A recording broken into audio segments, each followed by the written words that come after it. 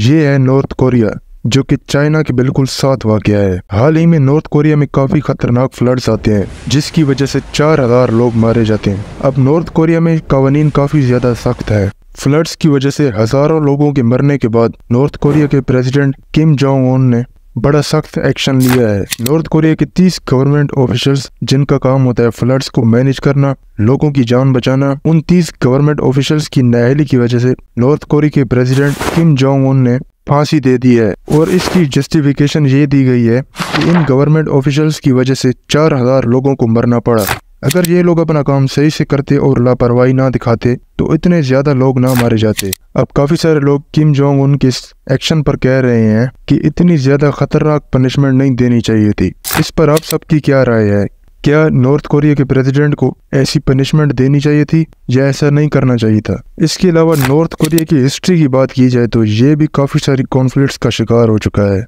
North Korea के south Korea के साथ वर्ल्ड वार 2 के बाद से ही कॉन्फ्लिक्ट्स चल रहे हैं। दरअसल ये दोनों कंट्री वर्ल्ड वार 2 से पहले अलग नहीं थे।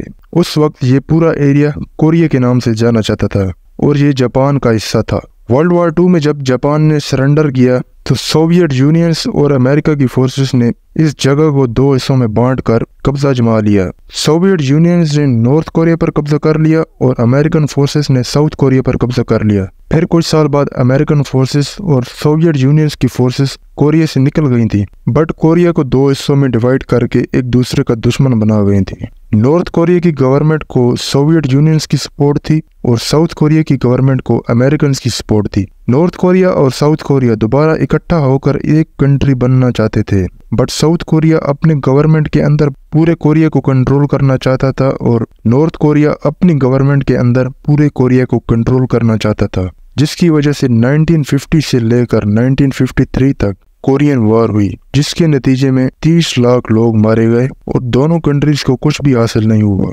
आज के वक्त भी नॉर्थ कोरिया ने साउथ कोरिया को अपना एनिमी डिक्लेयर किया हुआ है और नॉर्थ कोरिया ने 50 न्यूक्लियर वेपन्स भी बना डाले हैं, जिससे साउथ कोरिया को काफी ज्यादा थ्रेट है।